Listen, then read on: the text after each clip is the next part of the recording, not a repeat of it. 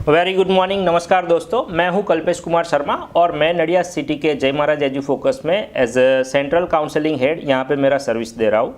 So students, आज का ये जो मेरा वीडियो है वो जर्मनी स्टूडेंट वीज़ा प्रोसेस के लिए पूरा वीडियो दिया गया है। जो भी स्टूडेंट्स, जैसे कि कनाडा ने फिलहाल जनवरी इंटेक से अभी GIC गारंटेड इन्वेस्टमेंट सर्टिफिकेट वो बढ़ा दिया है। Actually we are also getting too many inquiries for the Germany student visa process. जी हाँ दोस्तों, जो भी बच्चे कनाडा, UK, USA, ऑस्ट्रेलिया या न्यूजीलैंड अगर करना नहीं चाहते, अगर उसके ऊपर जाना नहीं चाहते, Germany is the very good options in all terms of matters. Germany जो है वो, चाहे आप इंजीनियरिंग के लिए जाना चाहो, चाहे मेडिसिन के लिए जाना चाहो, डेंटल, नर्सरी, माइनिंग इंजीनियरिंग, आपका जो हो गया बिजनेस मैनेजमेंट, जो भी प्रोग्राम्स अगर आपको जाना है उसके लिए Germany is the one of the best destination, right. दोस्तों, सबसे पहले अगर बात करें कि पूरे वर्ल्ड के अंदर जो टॉप 100 यूनिवर्सिटीज़ है उसके अंदर जर्मनी की 8 से 9 यूनिवर्सिटी इंक्लूडेड है।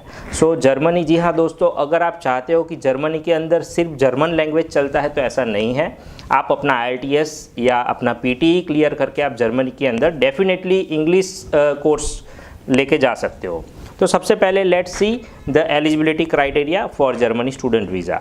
यस, अगर आप बैचलर डिग्री पे जाना चाहते हो तो बैचलर या मास्टर्स आपके मिनिमम 50% होना ज़रूरी है एप्लीकेशन के लिए। और उसके साथ ही इंग्लिश लैंग्वेज प्रोफिशिएंसी के लिए अगर आपका IELTS दिया गया है तो बैचलर डिग्री के लिए ओवरऑल 6 बैंड चाहिए और मास्टर डिग्री के लिए ओवरऑल 6.5 नो लेस देन 6, या तो अगर ओवरऑल 6 है तो भी आपका हो सकता है। उसी के साथ अगर किसी बच्चे ने अपना ग्रेजुएशन अगर इंग्लिश में कंप्लीट किया है, मीडियम ऑफ इंग्लिश MOI के बेस पे करना चाहे तो भी हो सकता है, लेकिन उसमें बहुत ही कम यूनिवर्सिटी के ऑप्शंस मिलेंगे। इसके आगे दोस्तों बात करें अगर प्रोसेस की, तो सबसे पहले जर्मनी का सबसे मेन डॉक्यूमेंट जिसको बोला जाता है एप्लीकेशन करने के लिए या ऑफर लेटर लेने के लिए, वो है APS सर्टिफिकेट। APS सर्टिफिकेट जो है वो जर्मनी का एकेडमिक इवैल्यूएशन सेंटर पे आपको अपॉइंटमेंट या उसका जो प्रोसीजर्स है वो फॉलो करके आपको पेमेंट करना रहता है। अप्रॉक्सीमेट 18,000 to 20,000 इंडियन रुपीज़ उसका चार्ज हो सकता है और आपको APS सर्टिफिकेट लेना है। तो APS सर्टिफिकेट क्या होता है वो अगर मैं मोटा मोटा बता दूं तो आपके जितने भी एकेडमिक डॉक्यूमेंट्स हैं उनको वो लोग वेरीफाई करेंगे और आपको ये सर्टिफिकेट इश्यू करेंगे, जो कि वो सर्टिफिकेट आपको जर्मन यूनिवर्सिटी के अंदर आपको सबमिट करवाना है ताकि जर्मन यूनिवर्सिटी आपको आराम से एडमिशन दे सके। That is called APS certificate.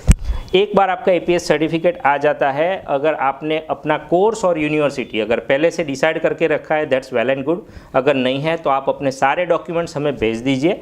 उस डॉक्यूमेंट्स के हिसाब से हम आपको कोर्स और यूनिवर्सिटी प्रीफर करेंगे। उसके बेस पे हम एप्लीकेशन करेंगे कॉलेज या यूनिवर्सिटी में। जो भी एप्लीकेशन करेंगे उसके बाद आपका ऑफर लेटर आना है। ऑफर लेटर आता है, उसके बाद आपकी जो यूनिवर्सिटी है वो एक बार आपका क्रेडिबिलिटी इंटरव्यू ले सकती है। क्रेडिबिलिटी इंटरव्यू यूनिवर्सिटी जब लेती है वो बहुत अहम चीज़ होती है।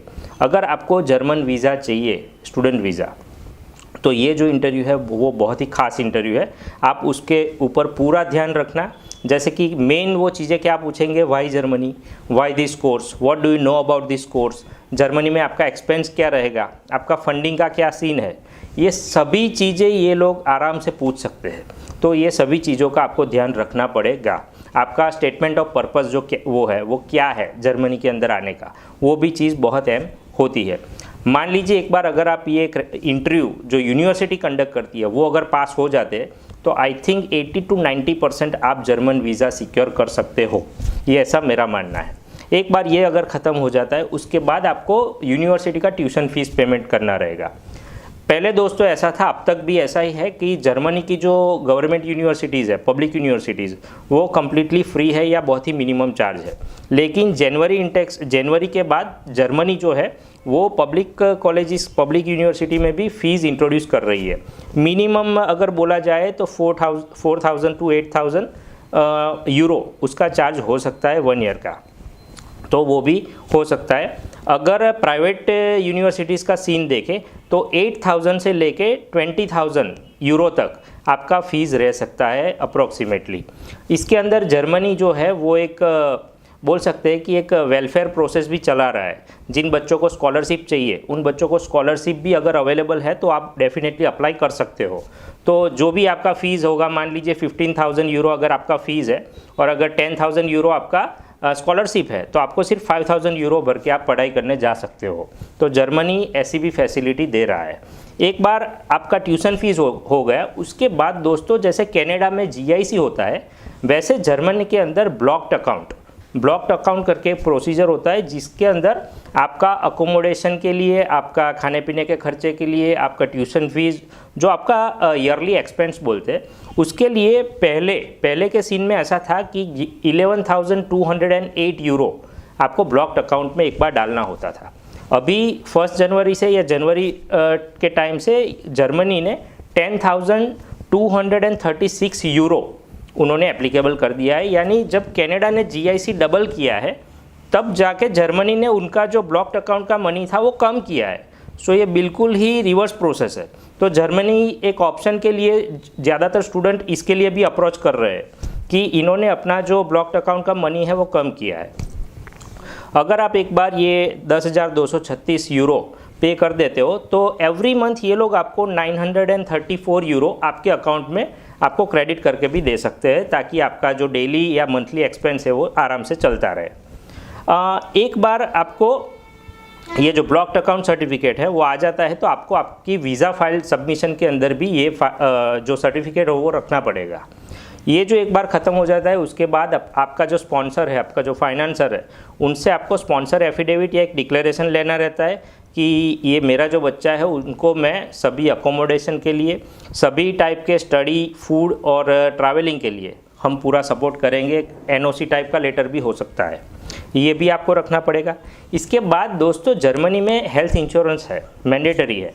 तो हेल्थ इंश्योरेंस भी आपका जो भी एजुकेशनल पीरियड है उसके लिए आपको हेल्थ इंश्योरेंस भी अप्लाई करना रहता है, वो भी लेना पड़ता है।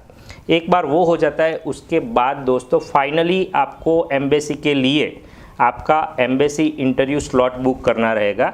वो एम्बेसी स्लॉट के लिए आपका जो चार्ज है वो 75 यूरो अप्रॉक्स है। तो 75 यूरो भर के आप एम्बेसी का इंटरव्यू स्लॉट बुक कर सकते हो। उसके अंदर जब आप जाओगे तो आपके मेन डॉक्यूमेंट्स देखेंगे, वो ज़्यादातर क्वेश्चन एम्बेसी जर्मनी में नहीं पूछती है, क्योंकि आपका जो इंटरव्यू है वो यूनिवर्सिटी ने एक बार बहुत अच्छे से ले लिया है। यानी जर्मन एम्बेसी भी देखती है कि यूनिवर्सिटी ने सब कुछ अगर देख ही लिया है तो वो सिर्फ फॉर्मेलिटी इंटरव्यू रह सकता है, लेकिन फिर भी आपको पूरी तरह से प्रिपेयर होके जाना है। एक बार आपका एम्बेसी इंटरव्यू हो जाता है उसके बाद आपको पासपोर्ट लेके वापस भी आ जाना है। वो पासपोर्ट लेके वापस आने के बाद आपका जो ये डिसीज़न है वो डिसीज़न 1 मंथ से लेके 2.5 मंथ के भीतर आ सकता है। और जर्मन वीज़ा का अगर मैं वीज़ा सक्सेस रेशियो का बात करूँ तो 80 to 90% सक्सेस रेशियो है स्टूडेंट्स। तो जी हाँ, ये बहुत ही अच्छा सक्सेस रेशियो माना जा सकता है कोई भी स्टूडेंट वीज़ा एप्लीकेशन के लिए। तो ये बहुत ही अच्छी चीज़ है, तो ये चीज़ आप खास ध्यान पे रखिएगा। अभी एक थोड़ा ऑफ द टॉपिक बात कर लूँ कि जर्मनी के अंदर वर्किंग कंडीशन अगर देखी जाए तो 20 आवर्स आप एवरी वीक काम कर सकते हो। अगर आपका एकेडमिक ब्रेक है, समर वैकेशन या कुछ भी है, तो आप 40 आवर्स तक काम कर सकते हो। पढ़ाई के बाद अप्रोक्सीमेट 18 मंथ आपको पोस्ट स्टडी वर्क परमिट भी दिया जा सकता है और 2 to 4 ईयर्स लेटर आप अपने पीआर के लिए भी एप्लीकेशन करने के लिए प्रोसेस कर सकते हो। जी हाँ दोस्तों, ये सभी बात जो है वो जर्मनी स्टूडेंट वीज़ा के लिए है। तो दोस्तों जर्मनी जो है उसके मेन 2 इंटेक है। फर्स्ट इंटेक है अप्रैल और दूसरा इंटेक है अक्टूबर। तो दोस्तों अभी से अगर आप अप्रैल मंथ के लिए अप्लाई करना चाहते हो so it is a very good time. अगर अक्टूबर के लिए भी अगर आप करना चाहे तो आप डेफिनेटली हमको अप्रोच कर सकते हो। हमारा जो नंबर दिया गया है वो एड्रेस नंबर्स के साथ हम नीचे कैप्शन में दे रहे हैं। We are also available on YouTube, Instagram and Facebook. आप हमें ईमेल भी कर सकते हो और कॉन्टैक्ट भी कर सकते हो। Thank you so much, have a nice day, bye bye.